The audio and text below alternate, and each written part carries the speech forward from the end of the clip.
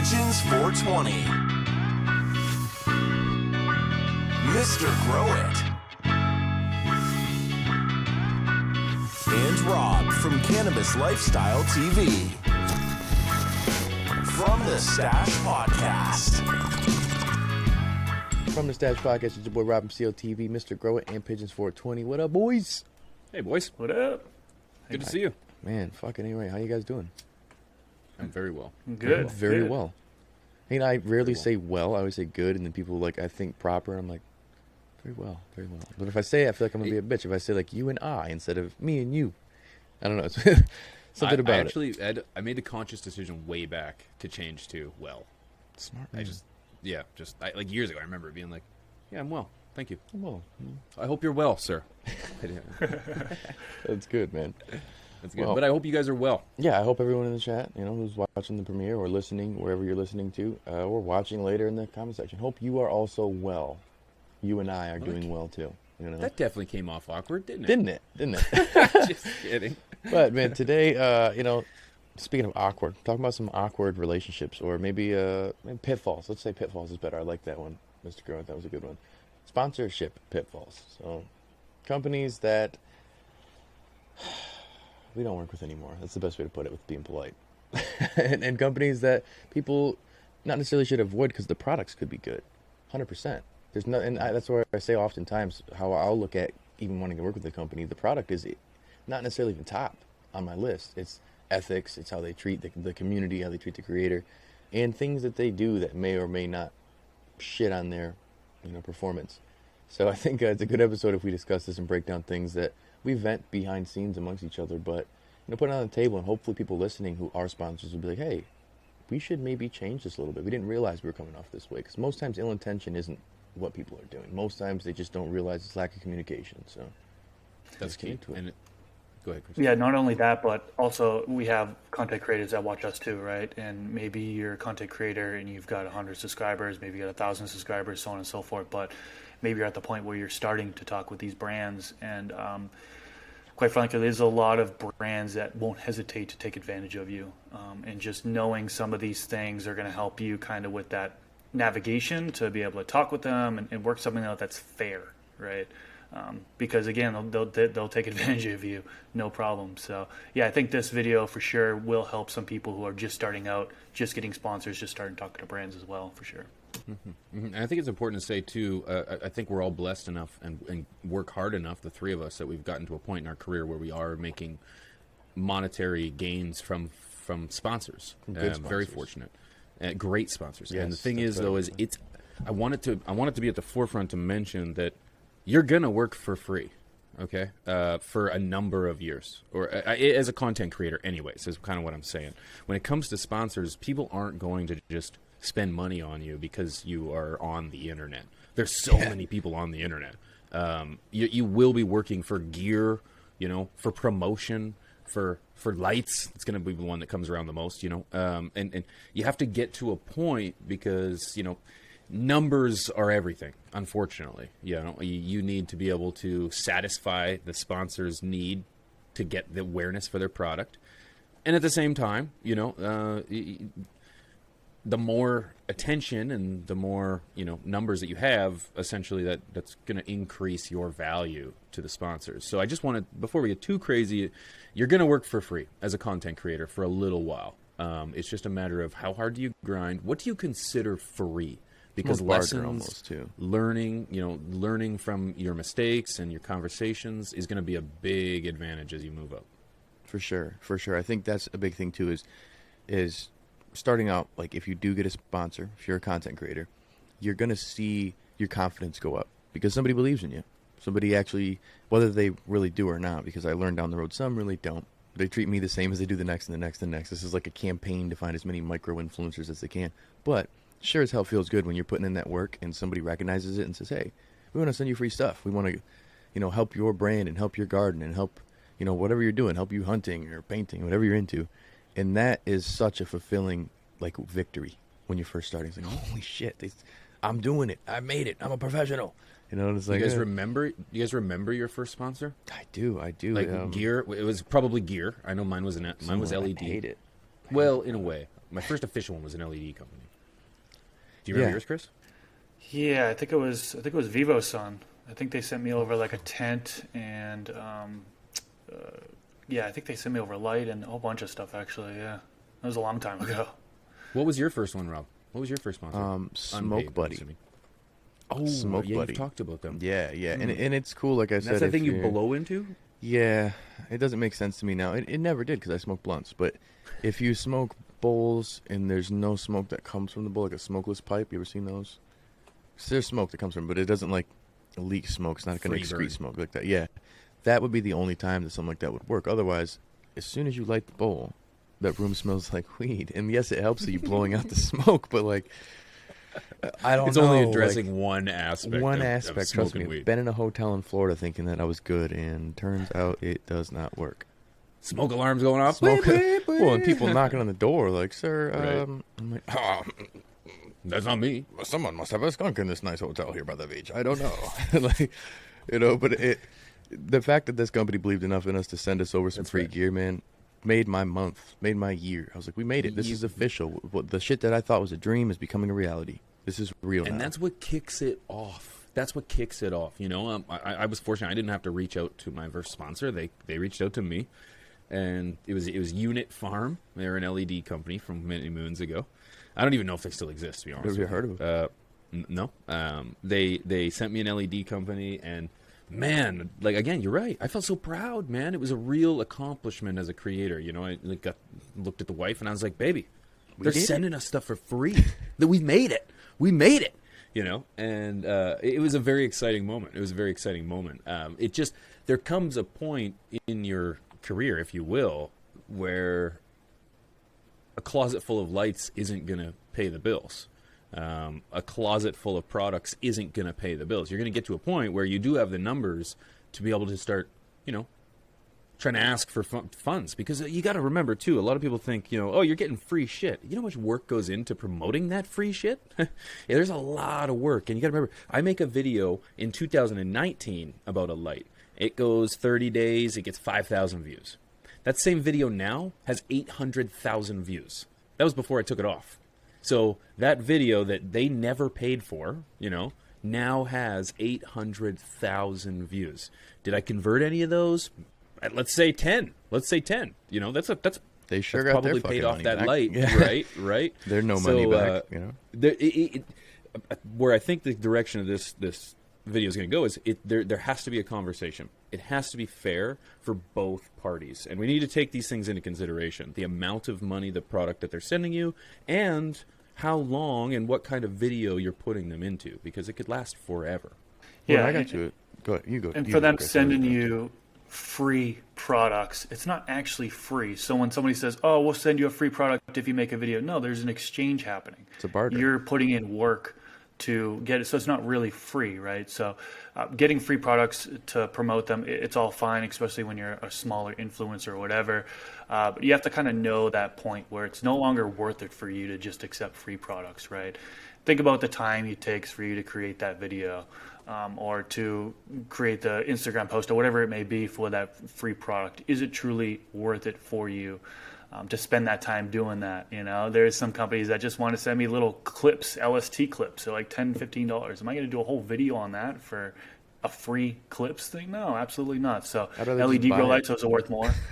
So that's more incentive to do it, but kind of know your worth and also mess with the companies that you want to mess with. Don't just take on sponsorships that want to send you free stuff or like work, because it's going to bite you in the ass, right? I've taken on sponsorships that I shouldn't have taken on back in the day. I've since learned my lesson, but you don't really look back and are proud of some of the promotions you've done back in the day. I took all those videos down, blah, blah, blah, but it's better to promote companies that you like, that you because you're kind of representing them, right? You're promoting that to your audience, and your audience trusts you.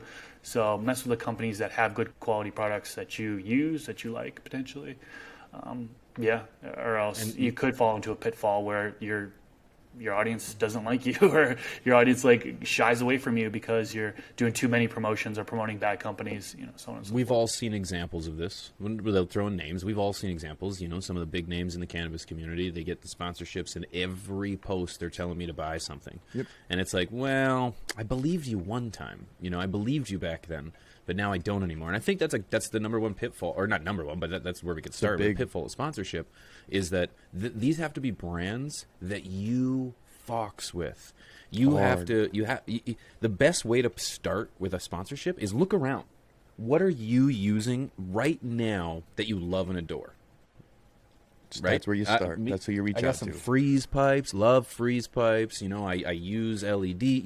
Look into your garden. I had geopot. Love geopots. I use fabric pots like crazy. That would be a great partnership to start for and say, hey, I love your product. I use it in my garden.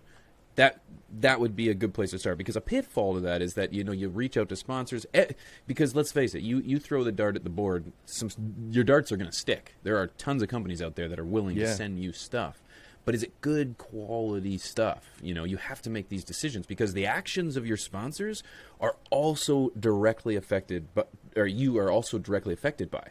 I remember, shout out to Spire Farm. I love them to pieces. I remember when I first took on their sponsorship, their customer service was lacking. Well, guess what? That came back to me. I never dealt with any of them. I'm not. You're right. I never dealt with any of their customer service. I didn't answer any phones. But guess what? Guess who had to hear about it? Me. So it was up to me to then go to Spider Farm and love them to pieces. They've come so far. But I had to address this, because that's the pitfall. Is now you are a relationship. You are a partnership, and the actions of one affect the other. It's a two-way street. Just as much as it would for one of us. If all of a sudden, they catch an episode of Top Buds and they're not happy with some things we say, maybe that could... Don't watch Top Buds. That could sour the relationship, potentially. And that's where it goes both ways. We represent them as much as they represent us. Now, a pitfall, I'll get specific on some pitfalls and some stories. So here, let's get story time here. Okay, one company, one of my first sponsors, a green bean producer, they were very adamant on us just always popping new green beans constantly, and they'd send us literally about 100 a fucking month. And when we wouldn't mention one, all of a sudden we'd get email after email after email after email, flack, and we didn't agree to do that. We didn't agree to do this many fucking beans at all. I was like, listen, I love green bean salad, or things to do with green beans, but I don't know, green bean shit, fucking censorship, Susan. But I think that the lack of communication on my side too, because I had assumed that we just had a deal where now I had a discount code for the people, which was a shit deal for me. I never got a fucking penny because it was a $4,000 payout as the minimum payout for 5% on like $100 packs of green beans. And let's for comparison here, the average payout, if I may, is like $100. Before a payout to an affiliate or someone who's an ambassador, it's $100. And once you get past $100, they'll pay that out to you every month. If it's $110, you'll get that every month. 800 sales a month to get paid. That's crazy. At all. So basically, never got paid because they didn't have that. They got shitty with us. They removed an article that they wrote out about us, removed the backlinks that they had to our website, and all sorts of shit, and never paid us. Because I decided, hey, I don't like these advanced feminized green beans. That's what they were calling them. And I'm like, it's not even a brand. And you're taking other people's shit and saying it's this. And I'm doing fucking reviews and they're not accurate. And you're mad that I'm authentic and saying, hey, kind of mild smoke. Wasn't really the one. Da-da-da. And they're like, no. This is known for sweet and this and this. And this is what the description says. We want you to say this. I'm like, guys, no. Like, I couldn't even fake it. I'm not a fucking actor. Like, I'm not going to, hey, these are the best. It tastes so delicious. Like, no, I can't do that. And they looked at it like I fucked up. And that was my bad.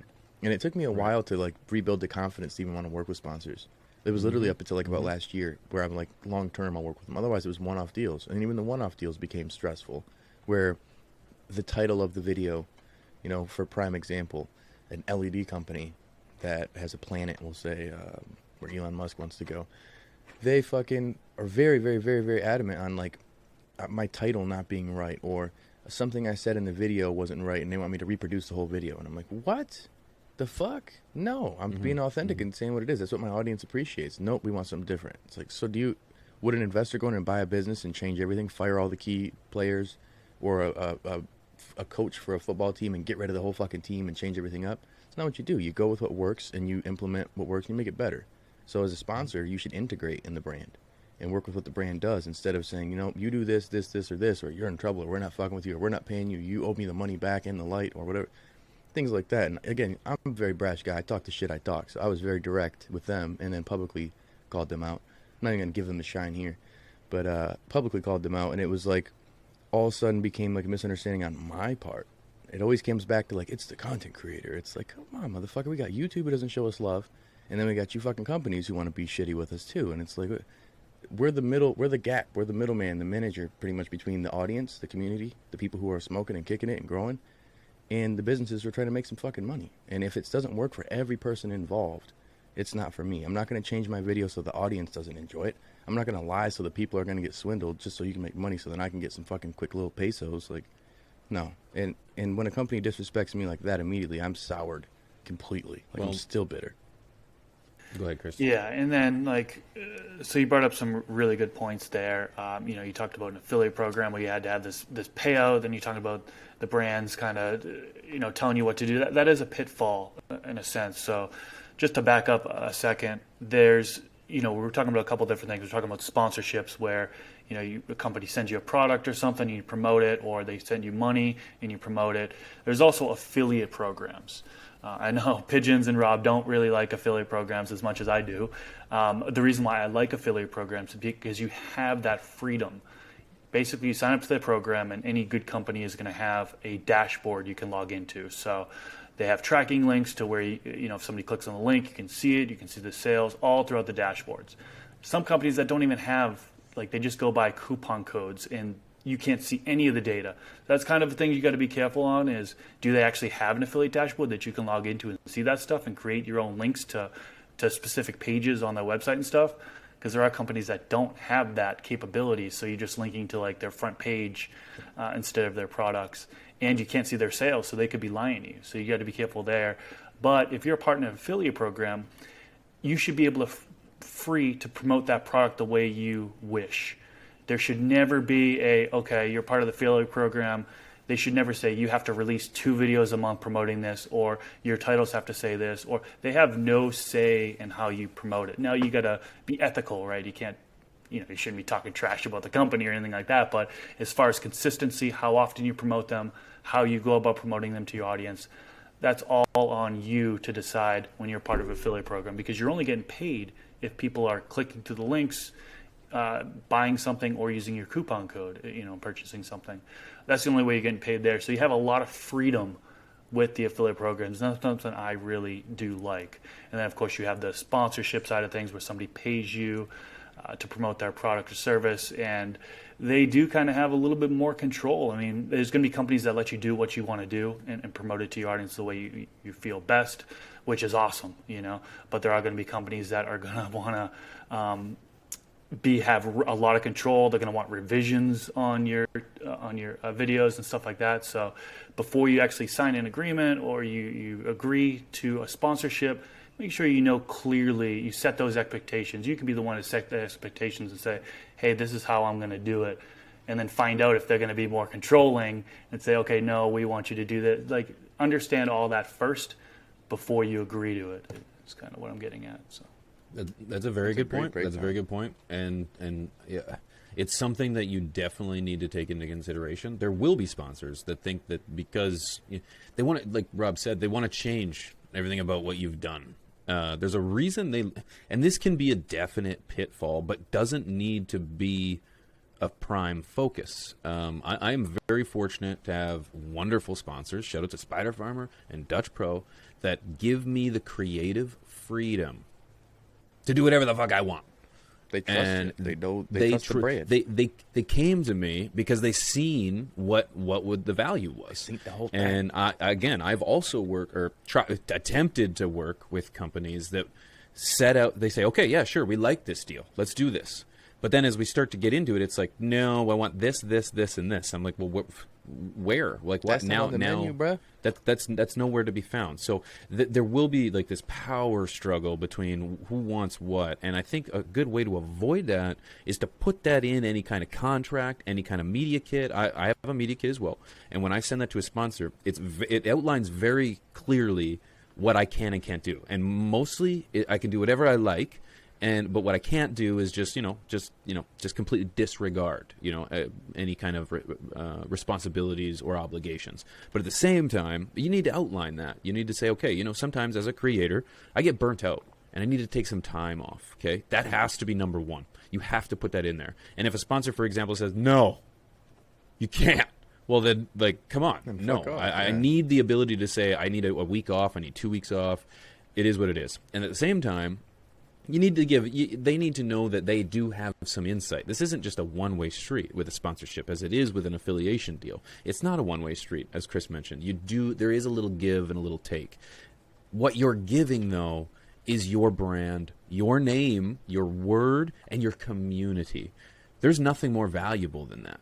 Yeah, and facts. I will not jeopardize that whatsoever. So there needs to be that give and the take, because guess what? Shout out to Dutchpro. They'll pull some creative out of you. You know what I mean? Not by telling you what to do. They'll be just like, well, have you ever thought about this? Or, hey, conversations. Conversations are great. Talk to your sponsors. Talk to the people that you're working with, and keep that road of communication open, because as soon as it shuts down, it can be tough. It can be tough to kind of rekindle that relationship or any kind of hope. For sure. I mean, that's where, you and I don't have as structured formal agreements with sponsors. Chris has more, I believe we've talked before, you've got more like a structured contract and agreement, and here's what I do, here's what you do. And I think that is a good way to go about it, is to say, here is my to-dos, here's your to-dos, we agree on this. It should be that simple. And then you have something to go back on to say, listen, here's, on both sides, we have something to hold ourselves accountable. Otherwise, it becomes the point where it could be misinterpreted, or things could be modified against you because you didn't put that in there. You didn't say, hey, no, motherfucker, I'm saying this is how the show goes because it's my show. But again, if a company doesn't see that, then I don't want to work with them. I'm very Tom Petty, hardcore. I just won't. If you're trying to change what I do, if you're saying things and comparing me to other content creators and throwing their name out there, especially when it's my homeboys right here, and I'm like, oh, really? You don't watch any of our shit, do you? Mm-hmm. That's the funny thing, too. They're like, well, Mr. Grow It took less. And that happens. Did Mr. Grow It take less? Yeah. We sent 2 of those to Mr. Grow and to Grub. I'm like, yeah. Did you? Yeah. That's not what they told me. I'm on it within 20 minutes. And that can be a pitfall. A great way to kind of get a good connection to the community is we should be talking to each other as content creators. We should be communicating in terms of good sponsors, good people, good companies, good everything. Even bad companies, bad seeds, fucking trolls, exactly, things of too. course. And lights, the mental shit we do together, where stress or anxiety or troll shit or sponsor stuff, and we're like our support group amongst each other with us content creators here. And I think if people see that more, man, there's no blueprint to this shit. We've talked about that with Derek, prime example. There's no blueprint to what we're doing as 420 friendly content creators in a non-420 friendly environment. It's really tough. And then the companies, they don't know this influencer marketing shit like you'd see Chevy or Pepsi or they literally have an influencer marketing department. That's all they do and they treat people right. They have account managers, so that's all they do is kiss ass and give money, and then they make money for their company.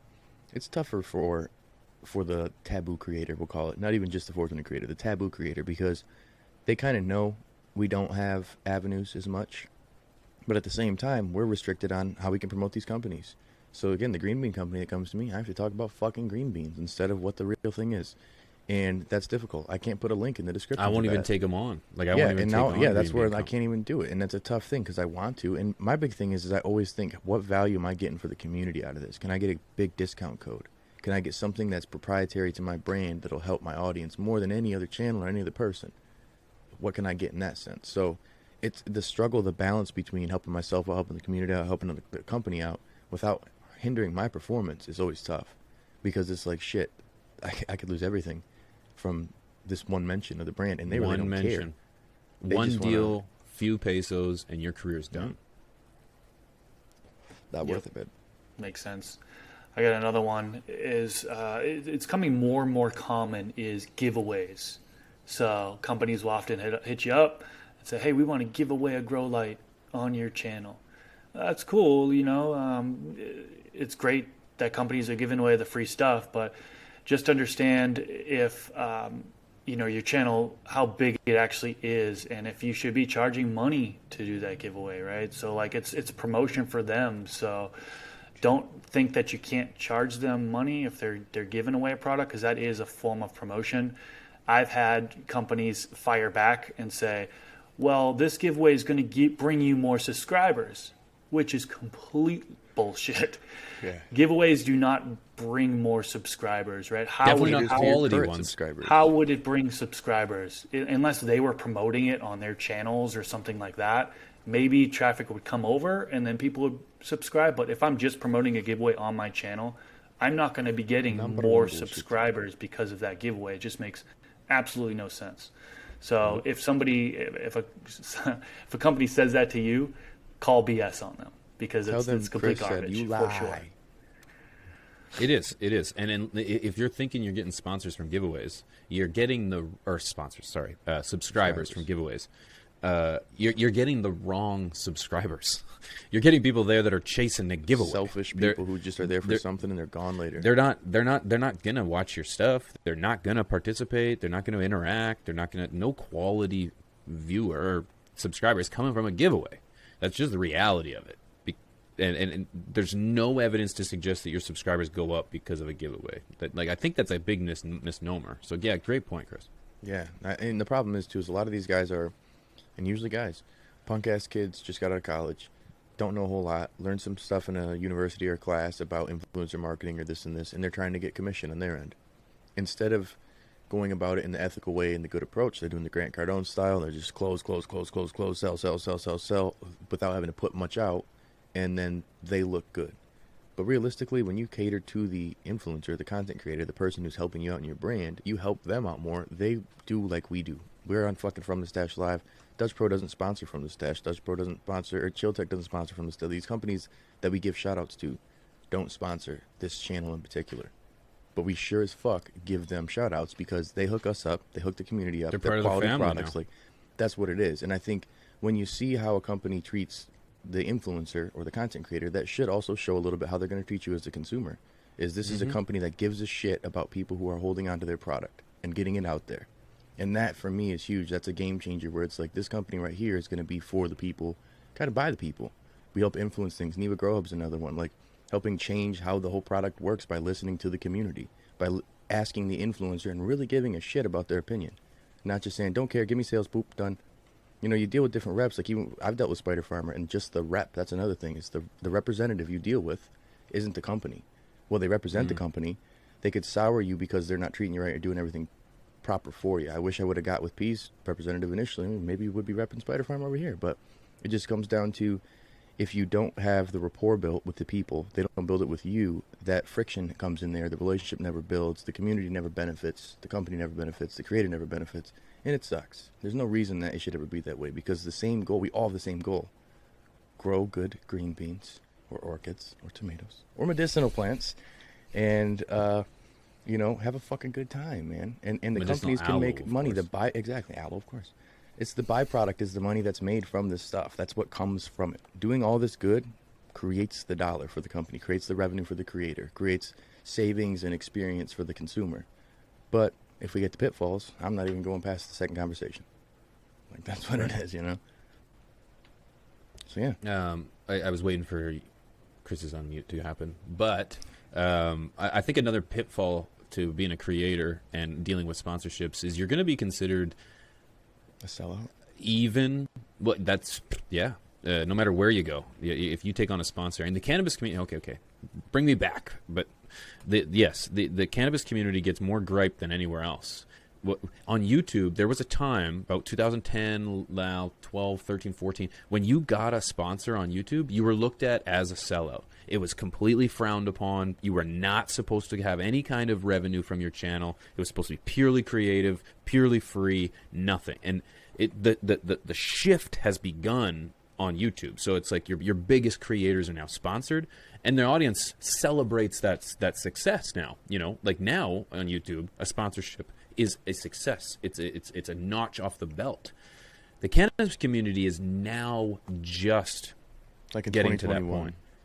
Right, where we are now, okay, so a cannabis community, they're not just getting high and creating videos on the internet? Oh, you know, we are still just stoners getting paid. And we're kind of getting over that hump where it's like, they run 10 channels? Oh, they work 6 plus 10 hours a days? Oh, you know what I mean? Like, yeah, there's some work involved, but you're still going to be looked at as a sellout for taking on a sponsorship, regardless of the sponsorship, you know, regardless. But that is nothing farther from the truth. Don't let anyone tell you that your strive for success is a detriment to your well-being. That's not true at all. If you've taken everything into consideration that we talked about in regards to getting what you want, evaluating yourself, getting your valuation, providing for a sponsor what you're getting out into your community, you're not a sellout. You're succeeding. You should be proud of that. But another pitfall of that is often we are valued very similarly as YouTube ad revenue. So companies will compare me to an ad on television. Well, you know, I only have to pay $14 for $150 for a 5-second ad, and that ad plays 4 times a day. Well, that's nice, but I'm not an ad. And my audience is very specific. You know, I'm not just throwing an ad in front of everyone. This isn't a diapers commercial here. Yeah. This isn't a Nissan commercial here. No, we deal with cannabis. I didn't even want to say it because here we are. Susan, sorry. we deal with this, and so it's like our audience is very hyper specific. So we are way more valuable than YouTube ad revenue or commercial revenue. We are an influencer. I hate the word, but there's no other way to really capture the idea that we influence the buyer. We influence our audiences. That's why we hold this so high in terms of regard and respect, because I don't want to jeopardize that. But you are worth more than a commercial. Like Rob said, just because I have your sponsorship on the YouTube channel, I'm gonna talk about you at the dinner table. I'm going to talk about you on my Twitch streams. I'm going to talk about you to my friends. I'm going to talk about you in videos that you're not even sponsored in because you've joined the family. These aren't one-off deals. I very seldom do one-off deals. I'm more looking for a commitment because I don't want to be like, all right, today's sponsor is different from yesterday, which is different from the day before. Yeah, here's my new but it's favorite the light. Same. Yeah, but now my new favorite light of the week is the one that paid me. So you are worth more than ad revenue. You are an influencer, and your influence should be valued and taken into the equation. Fucking and you're gonna get old school people that's like, well, everything in regards to the plant should be free. So you're a sellout for taking on sponsorships. Imagine if promotions didn't happen, right? Imagine if nobody promoted companies on YouTube in the cannabis industry, right? We wouldn't know what companies are good. You know what I mean? Like I wouldn't know about a lot of companies because they wouldn't be getting shout outs in people's videos, right? So now that people are doing shout outs and stuff like that, I'm aware of, Rob and Pigeons, your sponsors. Like I now know that, and I trust you guys that you guys are taking on good sponsors of good quality products and stuff. And that's something I'm going to look into. It's a win-win-win, right? The good company wins because they're getting promotion. You're winning because you're getting paid or a kickback, whatever. And then the audience wins because they get to find out about a quality company, right? So it's a win-win-win. That's how the industry works. Without it, I don't think the good companies wouldn't grow as much as they would.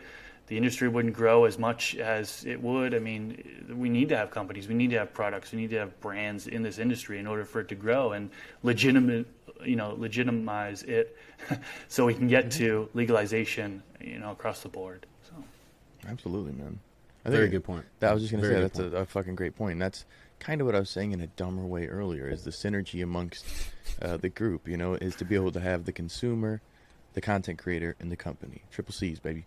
And if you get it all together, That's what makes it the relationship. That's where you don't have the pitfalls. You don't have the issues. You may have miscommunications that come in play. And that's, like I said in the beginning of the episode, it's common. It's common in fucking real life. We deal with it. But if you don't communicate, you don't address things properly, and you don't come at it respectfully on both parties, all sides, you're going to have your pitfalls. You're going to have a shit show. And I think the best way to go about it is be real, man. Keep your ethics right. Keep your mind right. And don't be afraid to get paid for your work. Bars. I think that's very important to take into consideration, because we're afraid to. It's like we do this as a hobby. We start as a passion, and then next thing you know, it's like, wow, I can get paid to have fun. It's amazing how far the three of us, this community, has made it. And it's only made it that way because of our willingness to strive and to get paid for the work that we do. And I think that's fair. Y'all in the community. This is why we don't sacrifice our integrity. We got integrity, okay? Because literally, the only reason we're anything is because of y'all. Otherwise, these companies wouldn't be hitting us up. We wouldn't be getting a response. We wouldn't.